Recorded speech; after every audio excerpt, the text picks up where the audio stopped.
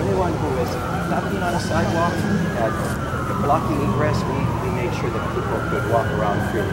But today is all about honoring what has occurred here 170 years ago and making sure that going forward we continue to honor that and make this park even more alive and vibrant. But the fact that we came last night, early this morning, was hours before the ceremony, isn't that a clear sign that this was... No, we came last week. We're going to continue to come. This is part of our reinforcement under Bill 7. As you know, we're going all around the island at this point, and We can come again. Need those guys. Yep. Think about 170 years ago we didn't have that noise, but it tells you a city has grown up around this very historic park.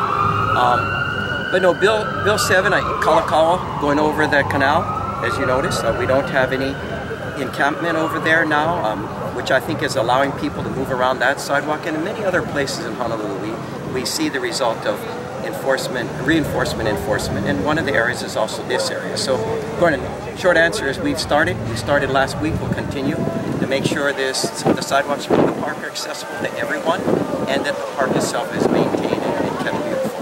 We're taking the park back. What was that? Taking the park back for everybody's use? Everyone's use. So this is about a park in the core of Honolulu, and I like to say the Culture and Arts District, that's available for everyone. We have people here who do dog training, we have the plant sale, we have the Indian powwow, we have the Native Hawaiians meet here on a regular basis on Sundays, and everything else in between. And we're going to continue to do that. This is the People's Park for everyone.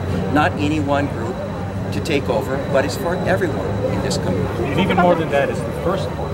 It is our first park. As was mentioned, the park itself actually was established in 1850, passed by the then legislature in the kingdom. It is our first park, it's our oldest park, and it continues to live to this very day. Can you talk about its future? Because one of the plans for redoing Blaisdell includes raising the concert hall and expanding Thomas Square? You know, there are discussions on what do we do with Blaisdell to upgrade it, because it's kind of showing its age. We have planning money in our budget. Of course, the HCDA folks have also talked about plans. At the end of the day, we'll reach out to the community and come up with something that works and see what we can do to move the Blaisdell into the next 50 years. And as part of that is how do we incorporate this park? Do we have more park on the other side of the Blaisdell so there's more green? These are all things we're working with the community, want to get input from everyone. And what about any chance of commercialism or, setting up cafes or anything like that? There's been discussion of perhaps having a cafe here. We'd want to explore that, see what we can and cannot do. Of course, as you know, the great parks of Europe and Asia do have cafes where people can sit out and have a cup of tea, eat a sandwich, and enjoy this. I mean, look at today. It's beautiful.